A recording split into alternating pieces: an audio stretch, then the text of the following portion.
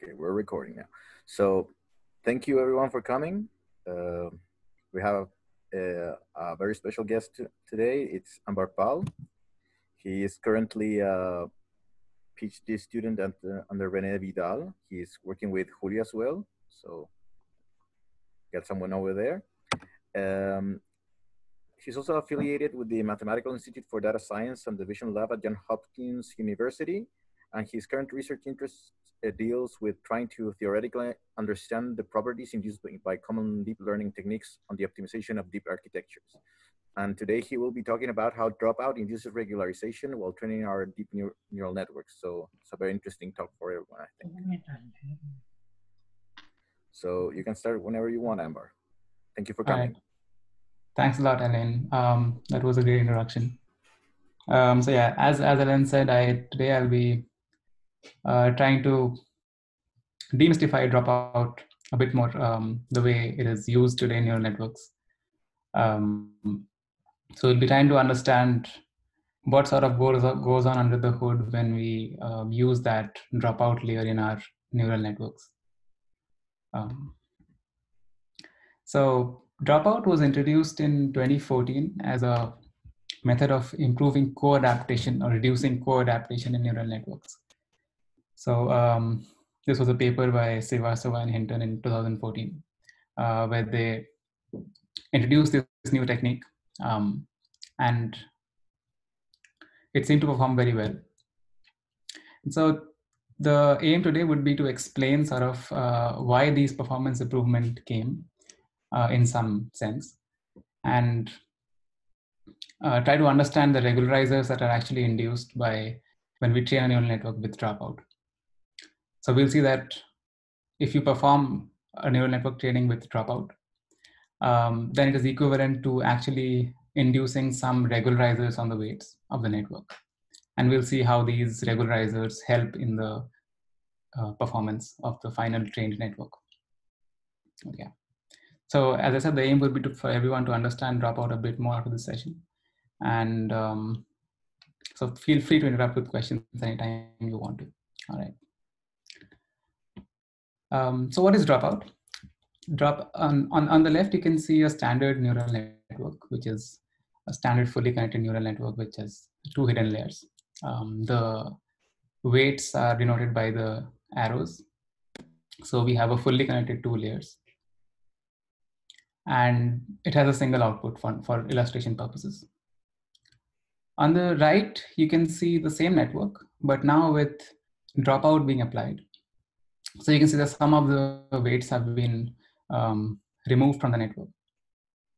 The exact way the weights have been removed from the network is that we have taken some units in each of the hidden nodes and we have dropped them out. Okay, we have removed those units. So all the crossed units have been removed or dropped out. And so dropout training, what it says is that at every step of the training process, you will sample such a subnetwork by randomly dropping out units. And you will train this particular subnetwork for this training iteration or training batch. And then again, in the next iteration, you do the same. You'll again drop out some units, take the subnetwork and train it forward, backward. So that is how dropout works. It's a very simple modification to the standard training. And the effect that happens is that if you do not have dropout, let's say this is a sample curve. So let's say the curve of error versus the number of iterations is this. And just when you perform this simple training trick, you see that the performance improves drastically. Okay. So we want to explain why should this happen? Why should just simply stochastically dropping out neurons have anything to do with improving performance? Okay. So before we actually go on to the more complicated case of neural networks, I want to give you some intuition by just looking at a very simple setting. So we'll be looking at a very simple linear regression setting, let's say. So you have y that you want to estimate. And in traditional settings, you would just have this W transpose X here. And a loss function, that's it. Now, if I want to use dropout on this, I will just maybe drop every element of that weights by some Z matrix. Okay. So in this case, W, X are vectors, maybe Y is a scalar. And Z is a variable which is used to drop those individual elements. In particular, as is done in dropout, what we do is that at every iteration, we'll sample each element of Zi by tossing a coin. So Zi is sampled id Bernoulli theta. And for the time being, we'll make this assumption that the expectation of XX transpose is identity. All the results sort of hold without this expectation, but without this assumption. But we're just assuming this to just make the results to the point and not deviate too much into notations. Okay. So now when L is the squared loss, as in standard, let's say L2 regression, you can get this, you can solve this regularizer easily. You can find the expectation over Z. And this will, a term of W norm 2 squared will separate out from this objective. So this is sort of giving the intuition that when you are doing dropout, what is happening is that you have this original objective, which was the loss on Y and W transpose X. And you're adding to it a regularization term, which is sort of the L2 squared regularizer on the weights. And we'll see that this idea sort of generalizes when you use neural networks also. Okay. Now, you might have other losses, but this phenomenon in general holds that you can separate out the original loss and get some other regularizer on the weights. Okay. So for other losses and other, when you do not make this assumption, you will maybe get some data dependent regularizer, but you will always sort of get this separation into two components. Okay. So that is the motivation. Now let's try to look at a very simple case of neural networks. So even in neural networks, we'll be looking at a very simple case in this talk. So let's consider this neural network, which is a single layer, single hidden layer, fully connected neural network. And so we have the input X at the bottom. We have V transpose X is the hidden layer's output. So I'm considering the V to be the weight matrix in the data to the hidden layer. And then I'll be considering U to be the weight matrix from the hidden layer to the output. So the final output is UV transpose X. Right now, I'm not assuming any activations. I'll comment a bit at the end how all these ideas are generalized to other activations also. Okay. So when dropout is applied to this hidden layer, we drop some elements of V transpose X, as we have seen.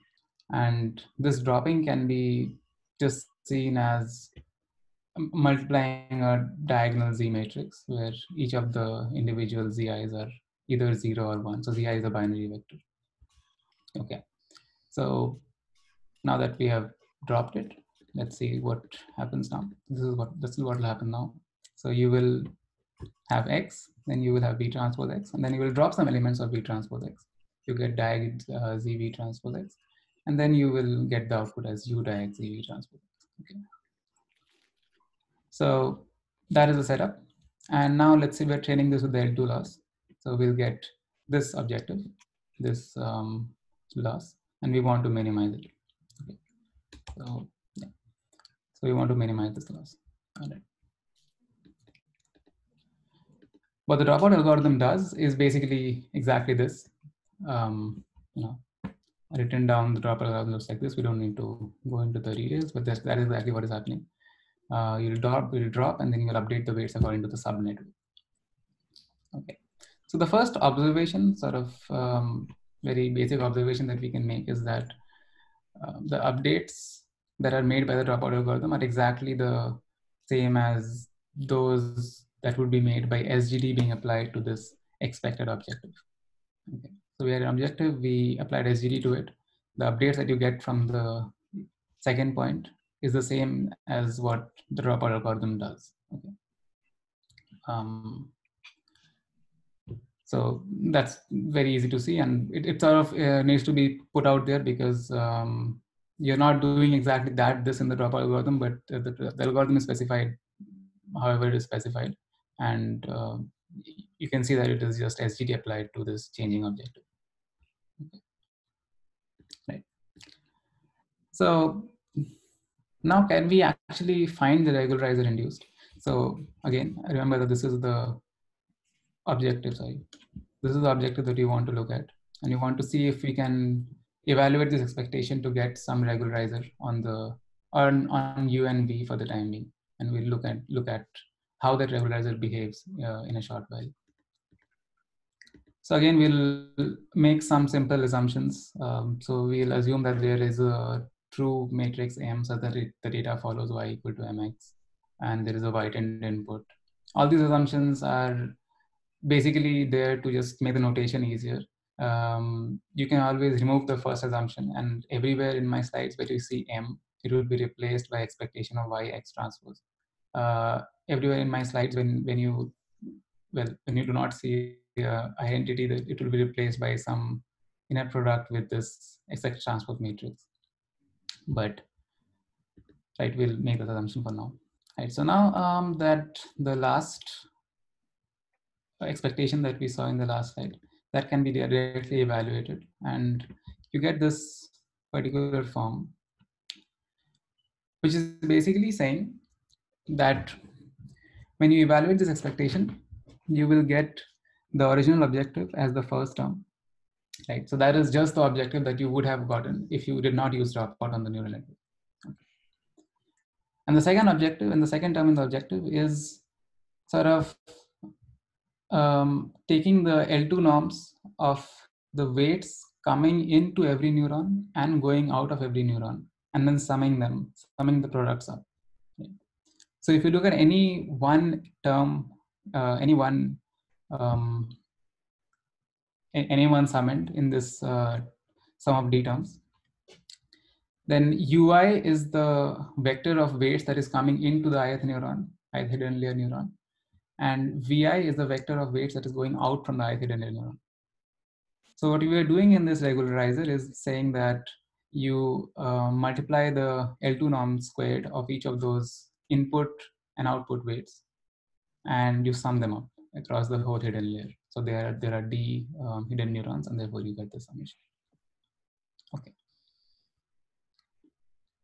So just a side note for those of who are familiar with the forms of the nuclear norm, if you will note, this form will be very reminiscent of the variational form of the nuclear norm, where you do not have this L2 squared and L2 squared, you just have L2 times L2. Okay, but if you are not sure about that, just that's just a side comment. Right. All right. So now we'll try to understand that once we have this form, we'll try to understand what actually should be the optimal weights, and what is this regularizer really doing, right? So we can see that it's a sort of multiplying L2 terms squared together and then summing them over the hidden layer. But what is it really doing? Does it have any good properties that help the learning? Okay. So we saw the answer to the first question here, that what is the objective function being minimized by dropout? We saw the answer to that question. We saw what kind of regularization does dropout induce. We saw it in terms of U and V. The third question is, can we characterize the regularizer explicitly or analytically? Right? So can we actually find a closed form for the regularizer when we are at an optimum U star and V star of the optimization problem?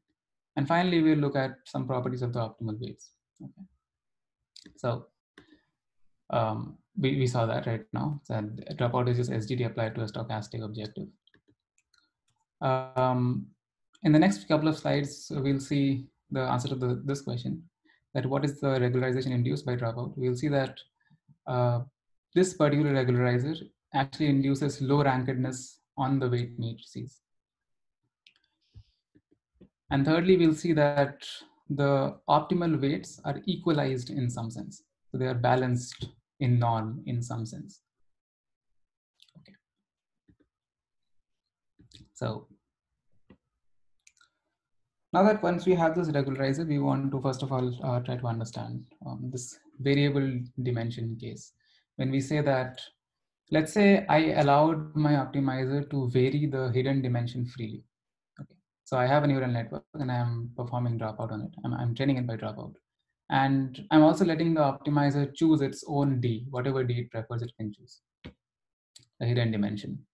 So the question is, does dropout actually constrain the network capacity when the number of hidden neurons is allowed to grow freely? So does the number of hidden neurons stop at some optimum value, or does it just keep on growing? Okay. So specifically, we have this optimization problem. Lambda was 1 minus theta over theta, and it's written to lambda just to make the next point that I'll be showing. And what is the solution to this optimization problem if you're also optimizing over the hidden dimension D? Okay. So as a context, there are some regularizers known in literature that actually, yeah, is there a question?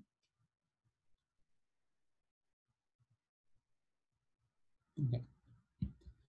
Right. So there are some regularizers known in literature that actually constrain this D if the optimizer allows to scale D freely. So we want to see if that property holds for dropout directly. That if you allow the optimizer to vary D, does D get fixed on some optimum value? Okay. The answer will turn out to be actually no. That dropout does not by default constrain the capacity of a varying width network. Okay. So the dropout regularizer, which was here, it will fail to regularize the size of the factorization D because it turns out that by a simple construction, you can actually reduce the regularizer value to half while still maintaining the product. Okay. So what do I mean? First of all, let's try to understand this, that if you duplicate the first layer and duplicate the second layer and multiply them by a suitable scaling, then the regularizer value drops to half. Okay. Now that is not very surprising. What is interesting is that actually if you now take these two matrices, they will realize the same network that was present before you make this transformation. Okay. So going to the previous slide, what I'm saying is that if I'm allowed to vary D, then I can keep the first term constant. I can come up with a U tilde and V tilde such that the first term remains constant. And the second term reduces by half. Okay. So that shows that if you allow someone to vary D freely, then the second term does not have any significance because it will just go to 0 as D increases. So there is a way to keep the first term fixed and just make the second term keep going towards 0. So that's what will happen. So you would not have any sort of regularization if we allow D to be scaled. And the fix to this now is to actually change the dropping rate with the hidden dimension. So what we want to do is that we want to keep changing the dropping rate as the hidden dimension is changed. So we do the following, that if the hidden dimension is R, then my dropping rate would be R times some lambda 1. Okay, so my multiplier on the regularizer will be R times some lambda 1. And this can be realized by changing the dropping rate. Okay. So at a dimension R, I'll change the dropping rate so that the multiplier on the regularizer scales with the dimension. And it turns out that this fix can directly save your pathological case that we just saw. Right? So this particular pathological case where we can get the second term to 0 while keeping the first term constant, we can fix this for the particular case when we can make the second term half. Right? So we can now this halving is not possible by optimizer that changes D. But the question is now, does this solve all possible pathological cases? And it turns out that the answer is yes. That if you make this change in dropout, and then you run it with an optimizer that actually can change the hidden dimension, then you have induced a real regularizer over the original network. Okay. So by that, I now mean that dropout with a variable rate induces a regularizer whose convex envelope is the nuclear norm. Okay.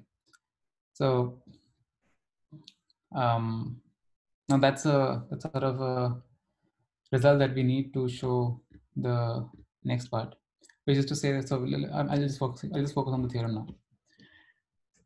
So the theorem is basically saying that if you have a global minimum of this objective where the dropout rate is varying with the dimension, then the solution to this problem, that is the network that you get out of solving this particular optimization problem using dropout, is the same as a matrix approximation problem where you have penalized by the nuclear norm squared of your variable. Okay. Ambar? Yes.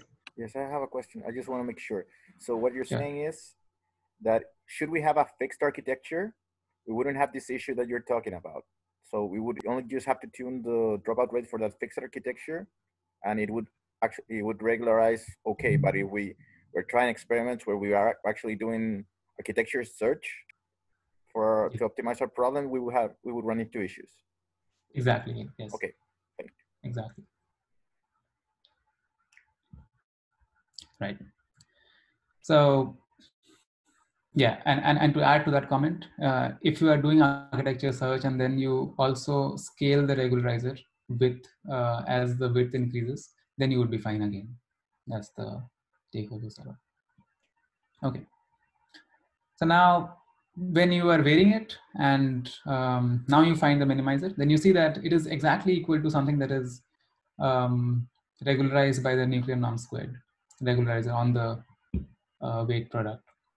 And now we know from earlier literature from a vast literature in matrix approximation that using the nuclear norm squared regularizer induces low rankedness, which is in turn useful in many practical tasks for generalization. So you want your solutions to be low rank and you generalize better. So that is one possible explanation of why dropout works. Now, it turns out that you can actually show this exact same result when you do not have this variable d. Okay. So by that I mean that you can actually show this exact same result, but you don't have any optimization on d. But on the right, you will have another factor of 1 by d somewhere in the multiplier. And that is the second result. And I'm going to skip over that. I'm going to skip over the specifics due to time because I want to get into the other part of the talk. But this was all sort of previous work. So I will skip over the next part. Okay. But I just want to tell you this, that the results so far, we saw that what the optimal product is, or what the optimal weights are for a variable d. We can also do similar things for the fixed d case. That is probably the more real case that we are used to. And it turns out that the property that we see there is that the weights u and v are balanced in some sense at optimality. But exact sense is that each of those terms in the summation that you saw earlier. So I'm talking about this summation here, summation of 1 I equal to 1 to d, this particular summation. It turns out that each of these terms in the summation are equal. So specifically, all the products of the incoming and outgoing weights for every particular hidden neuron turn out to be equal at optimality. And you can show that this is true. Okay. And yeah, and then there is a theorem which shows how you actually get there. But this is true at optimality, that you will get equalized factors. And from there, you can actually show that the same result holds with some scaling on the right-hand side when you are not actually changing d. So dropout induces low rank regularization both in the case when you do not vary when you vary D, but also have to vary the regularization parameter, that is the dropping rate. Or if you are not varying D, then also you get the same effect, but you will get an effect which is scaled by the dimension. Okay, so that is what was studied. And so to summarize, we saw these in the first part of this talk, that the objective function is SGD applied to a stochastic objective.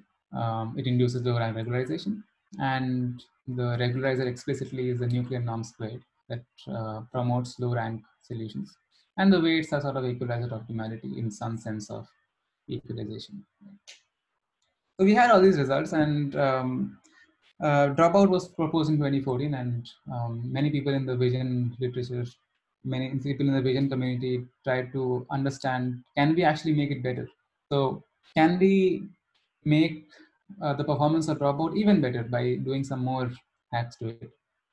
So people came out with some forms of dropout that we know as structured dropout, which I will explain right now.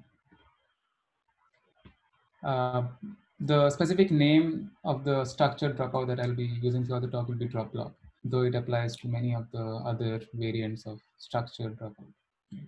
So the motivation is to say that now, instead of actually preventing the co-adaptation in codes of different subnetworks, I'll try to prevent the co-adaptation of correlated subnetworks. So let's say I was earlier dropping units independently. So unit, the hidden neuron at position 1 would be dropped independently of the hidden neuron at position 5. And there is no dependence on the ZIs. Now I will say that I want to drop blocks of a fixed size together, right? So maybe I want to drop neuron 1 and neuron 2 together, neuron 3 and neuron 4 together, neuron 5 and neuron 6 together. So I'm saying that I care about the units not being correlated when they are spatially close in some sense. Okay, so this is no dropout. This was vanilla dropout, then you can drop any unit at random. And this was drop block, where you say that you want to drop these spatially contiguous units together. The other motivation for this is in modern networks, modern deep networks, where let's say you have a feature at an intermediate layer, then it is very likely that the feature, the feature points that are coming from two close pixels. So let's say at 1,1 and at 1,2, both of those neurons are looking at largely the same part of the input due to the structure of how modern neural networks are designed. So it is there's a very high chance that their outputs are very highly correlated. So if you are dropping one of them, it is almost as if you are letting the same information pass on to the next layer, but just scaled. So that is what these people try to stop. They wanted to say that, okay, I'll try to stop all the information from this part of the input. So I'll drop, let's say, a patch of 4 neurons together. That was the motivation. And it turned out that it worked really well. So I think this was, I'm not sure if this was a best paper or something, but what happened was that you take your deep neural network and you replace all the dropout blocks with just drop block blocks. So you replace all the dropout layers with just drop block layers, and the performance increases by, let's say, 2 or 3%, which is a huge performance boost.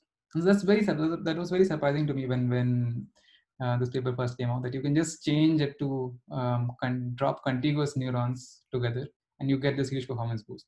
It's very mysterious. Why should that happen? Okay, apart from an intuitive explanation. So that's what we'll try to understand now, that if you are dropping units in a structured fashion, does it give you any provable benefits over dropout in terms of regularization properties? Okay. So as usual, we'll do the first part. We'll go over the first part fast, that we can show that drop block is performing some sort of SGD on this particular objective. I'll just note some notational issues here. So first of all, what does this objective mean? This is the canonical product between W and this K cross K identity matrix. What I'm really saying through this jargon is that I'm picking, let's say my feature dimension, my hidden layer dimension is 100. And I want to drop 10 units, contiguous blocks of 10 units together. So I will pick one representative for each of those 10 units. And then so this will be my W. I'll sample each of those Ws independently. And then I'll apply this, broadcast this W onto each of those 10 units. Right? So when W1 is 0, the first 10 units are dropped. When W2 is 0, the units from 11 to 20 are dropped, and so on. That is all that is doing. It's sort of writing that down in notation. Okay. So you have K blocks, and W is controlling how each of those blocks are dropped. Okay. And again, we can see that the expectations sort of can be evaluated. It's not very hard to evaluate the same expectation.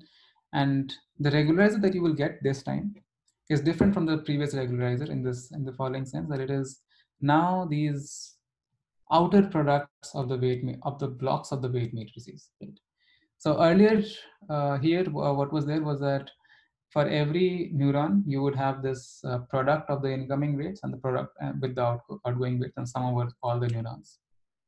Now what you will have is that for every block, you will sort of pick that stripe out from both the matrices U and V, take their outer product, compute the Frobenius norm squared, and sum over all the blocks. Okay, that is what is happening now.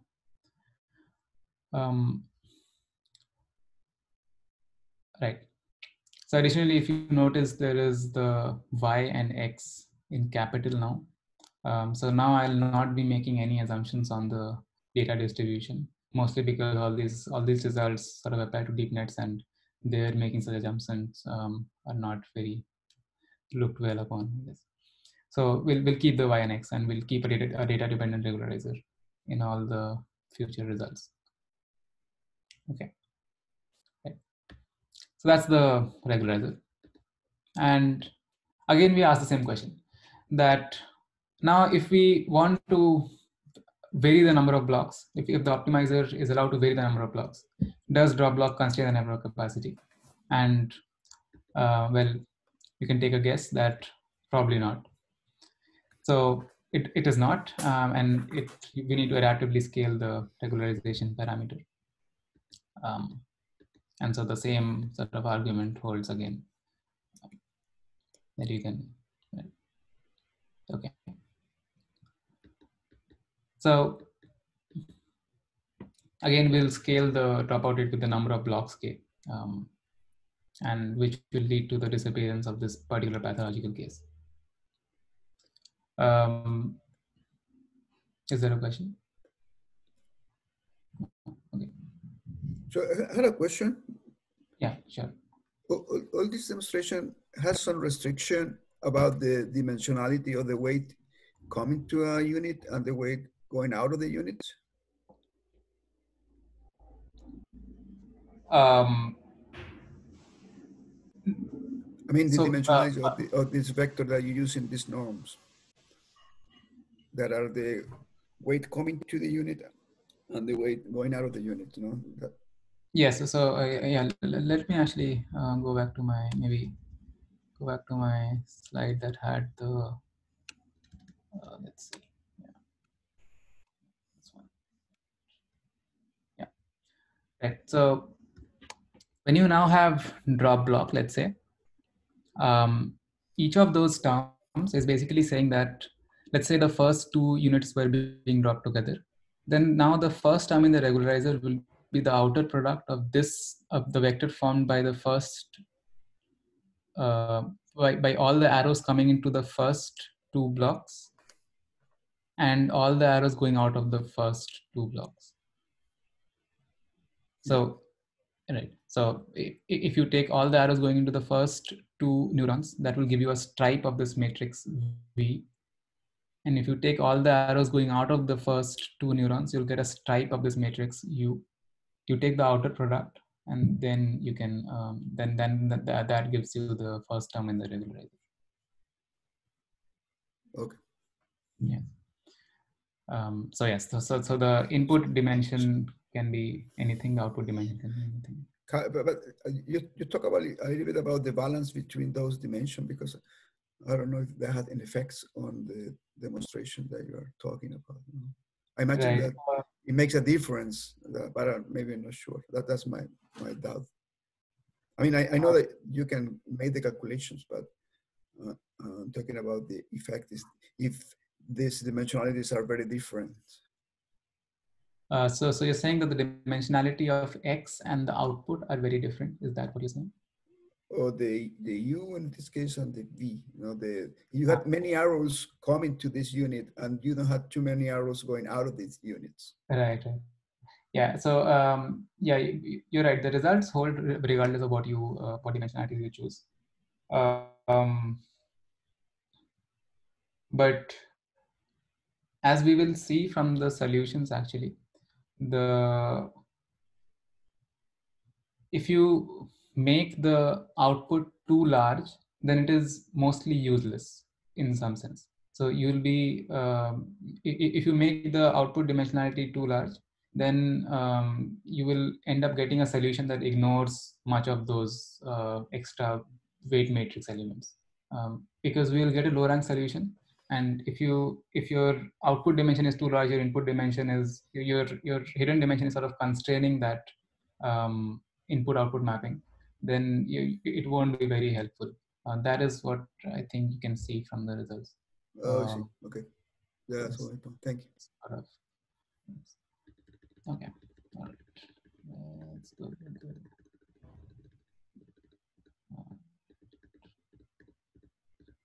Okay.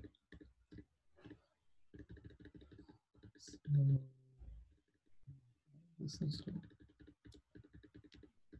All right. So that's what we wanted to look at, and we saw that okay, now that is not happening. So we need to change the regularizer, change the scaling with the number of blocks, basically. And now again, this particular pathological case disappears, and we'll see that actually all pathological cases disappear. So this is our objective. Okay. And now I wanted to understand that at the global minimizer, the regularizer will satisfy the following condition. Right? What I'm saying here is that the second term, so if I am the optimizer and I am allowed to vary U, V, and D, then at any particular, let's say I am at a global minimum, then obviously if I can keep the first term constant and I can reduce the second term, then I'll do it. So that means that when I'm at the global minimizer, then if I keep the first term constant, which is the second condition in the infimum you see, the UV transpose X is equal to U star V star X. So for all UV that maintain the first term, for overall such UVs, the second term will be the minimum at the minimizer. Okay. This is just a property of the main global minimizer, that if I'm at the absolute global minimizer, then I cannot reduce any of those terms. In particular, I cannot reduce the second term subject to the constraint that the first term is fixed. The first term is fixed in the sense that the network mapping is fixed. Okay. So this observation motivates us to study this regularizer in the product space. So if you look at the term on the RHS in the second equation, then it can be written in terms of, so the U star V star X can be taken out as a matrix, and you can consider this regularizer in the product space. So over all such UV such that the network mapping is A, what is the minimum that you can get? That is sort of the motivation behind studying this regularizer in the product space, because that is exactly what will happen at the global minimizers. Okay. So now we come to the second main result, which is saying that drop block training is actually equivalent to having a spectral R support norm regularizer on the neural network map. So we earlier had a nuclear norm squared regularizer, which induced low rankedness. Now we'll have a spectral R support norm regularizer on the map. So what is the spectral R support norm? It is sort of this trade-off between an L2 penalty on the largest singular values. Okay, so A is your matrix, and you want to find the R support norm. Then you will take a L2 penalty on the largest singular values and an L1 squared penalty scaled on the remaining singular values. So this is sort of interpolating between these two regularizers. Okay. So you take a L2 penalty on the largest singular values and L1 on the remaining. And very interestingly, this has been studied in literature. This has been studied in a very different context in literature. So it's very surprising that you have this connection between something that was tried out empirically and seemed to perform well, that was drop law, and this well-studied regularizer in the literature. And well, some comments on this. The R support norm is basically this trade-off, but you will notice that this trade-off is actually controlled by this rho parameter, which is also determined by the norm itself. So you take the maximum over all the possible rhos, and you get this. Now, when rho star is actually turns out to be 1, your R support norm is the scaled nuclear norm. Okay, because that's just the only the L1 terms remain. And as rho star goes to R, only the L2 terms remain, so it becomes the Frobenius norm squared regularizer. So really what DropBlock is doing, or any structured or such structured dropout schemes are doing, are that they are inducing a regularizer which is an optimal weighting between those two regimes. Okay. And that is perhaps why, that is one possible explanation of why they work well in practice, because you are hard coding this this optimizer into your neural network just by doing DropBlock. Okay, so that is the high level idea. And again, we now once we have this regularizer, we can actually show the following theorem. Sorry. Yes. So now we can show this following theorem that if U star V star K is a global minimum of this objective when you are allowed to vary K, then U star V star X is the global minimum of this particular objective, of this particular matrix approximation objective, where you are putting an R support norm regularizer on your variable. Okay. And this particular minimizer can again be computed in closed form. In closed form, it will depend upon the singular values of this output matrix. That is sort of what will happen. Right. So to summarize the second part, we saw that the objective function that is minimized by DropBlock is again an SGD applied to a stochastic objective. The regularization that DropBlock induces is an optimal combination of low rank and low non-regularization. So low rank because the nuclear norm squared induces low rankedness, and low norm because the Frobenius norm squared induces low induces a low norm constraint on each of the elements of the matrix. And thirdly, we can actually find the regularizer analytically, and it is the R support norm squared regularizer on the network weights. Okay. Right. So that finishes the main part of the talk, and that is sort of the summary that you can take away. That structured dropout is spectral L1 squared plus L2 squared regularization, whereas vanilla dropout was L1 squared regularization. So I think I have 10 minutes left, but if there are questions, I can take questions. Okay. Or I can go to other parts. Yeah, I think that would be great. Okay. So anyone has any questions? Yes, I do. Thanks, Amber. Great presentation. I have two small questions, I think. The first regarding DropBlock. How do you choose the blocks? It's just a fixed rule, like I pick the to ones that are near, or you have something more, something fancier to select the blocks to form them? Right. So for CNN architectures, what the paper did was that they selected 3 neurons which are spatially close. So that's what they did empirically. That gives good results. But for the conditions of these theorems, really any sort of block structure works. So you can select any 3 or in different locations also. But I think since the motivation was that you want to stop the flow of information from some parts of the input to the output in every dropping iteration. Therefore, they preferred having these spatially contiguous blocks that can actually do that. So yes. So if you want a specific number, I think they used they used a 3-sized block size.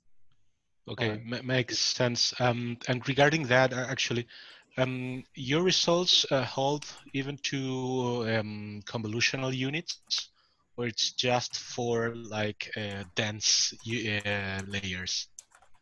Right. For convolutional units, some approximations hold, so you won't find those results in our main paper.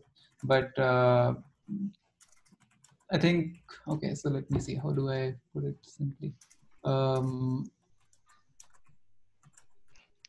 You can, on a high level, you can think that those exact results will not hold because there is no condition or there is no restriction on the weight matrices to be convolutional matrices.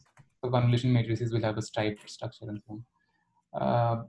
But some scaling of these results will hold.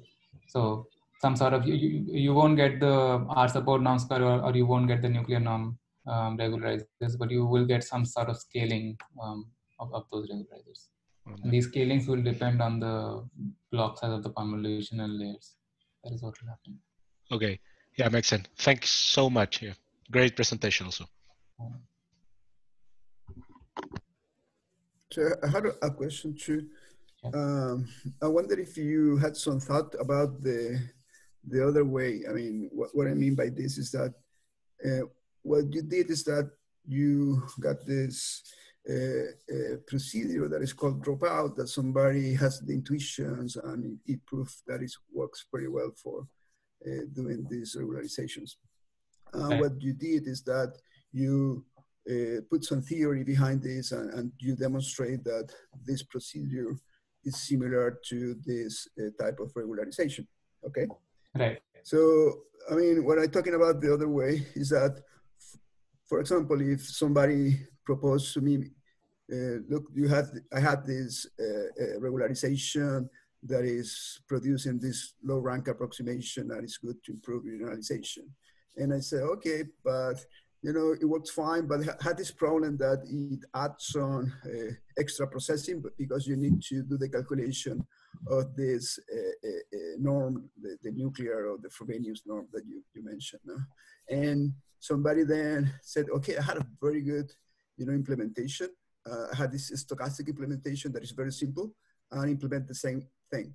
So my question is that if you had some thought that other type of regularizations can have an approximation that you can perform doing some stochastic approximation like the procedure of the dropout. I mean, do you think this is something that we can also maybe explore for other type of theoretical regularization that maybe has some problems because the implementation adds some lot of computation, but maybe we can move this to a simpler implementation using some stochastic tricks. Right. That's a very great comment, actually.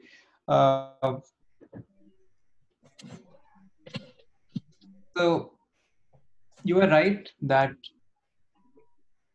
the stochasticity or the stochasticity of those schemes is what is very useful sort of to the community because you can implement them, whereas you cannot find these spectral decompositions easily and so on. But that being said, you can actually remove one of the stochasticities. So for instance, if you, I mean, this is just a very simple statement by saying that, let's say you just take this particular result, right?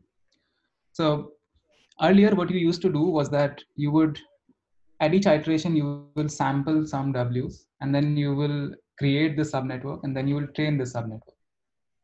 What you could instead do is that you could, at each iteration, instead of sampling a lot of W's and hoping that the final approximation is close to what you really want, you can directly use the deterministic form of the regularizer. So you can directly put the regularizer on the outer product norm squared of the weight matrices and then train the network. And knowing that you will get the same results, at least, in principle. So that is one part of the story. The second part is that the results that show what are exactly the regularizer, for instance, in Dropblock's case, it is the K-support norm, and in the other case, it is the nuclear norm square. Now that you know that the regularizer is nuclear norm square or K-support norm square, then probably you can say that now I won't perform sort of dropout. Instead, I will use an approximation to the nuclear norm square. So let's say, for instance, you say that no, I won't regularize with all the singular values, but I will just regularize with the top singular value. And then we know that for some of those computations, we have good approximations. For instance, for the top singular value, we have good approximations that can be computed efficiently. Similarly, I don't know out of the top of my head, but I think there are some approximations to the K-support norm square also. So you can use those maybe. So that would be my comment. Okay, yeah, sounds good. Thank you. Yeah, just to finish that, and for other schemes that can actually have some sort of theoretical justifications and also have good efficient implementations, I think batch norm is a good example. So it's sort of hard to study the exact regularization properties, but people have observed that it's very easy to implement, first of all. And then they have observed that there are very good theoretical properties in terms of learning dates. So not in terms of regularizers, but in terms of learning dates, you can have very good properties and that are provable. So on the other side of the spectrum, you have those sort of regularizers, I think. Okay, thank you. All right. Okay. Are there any more questions?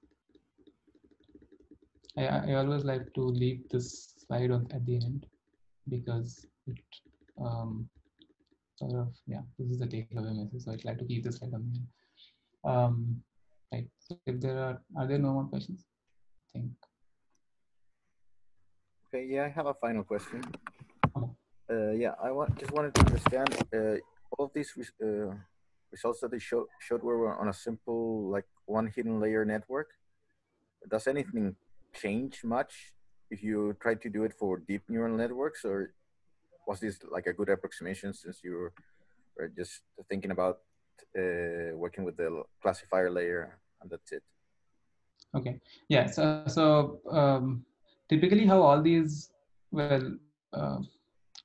mostly how all these schemes are used is that you use them on the last layer of a deep neural network. So you will have a dropout layer at the very end of the deep neural network, right? Or you'll have a drop block layer at the very end of the deep neural network. In all those regimes, these results directly hold. So we have the results in our paper that you can have the dropping scheme at the second last or the last layer, and then all these results will directly follow through with some minor assumptions. If you have a dropping block that is in an intermediate layer, then these results will not hold. And that is a point of future research, that can we try to do these for networks where you have multiple dropout layers at intermediate locations. Okay. So it's a controlled setting, I would say. Thank you very much. All right. So I think we're just 1 minute past our time, but thank you so much, Ambar, for coming and talking to us. It was a very, very interesting talk, as Hans said. We were very happy to have you. All right, it was a pleasure presenting. Okay, yeah, thank you very much. I'll give you Thank you so much. applause. Yeah, virtual applause.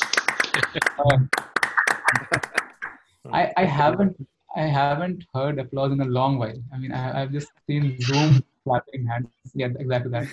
That was amazing. All right. Thanks a lot for having me. Good luck in your thesis work. Yeah. All right. Bye-bye.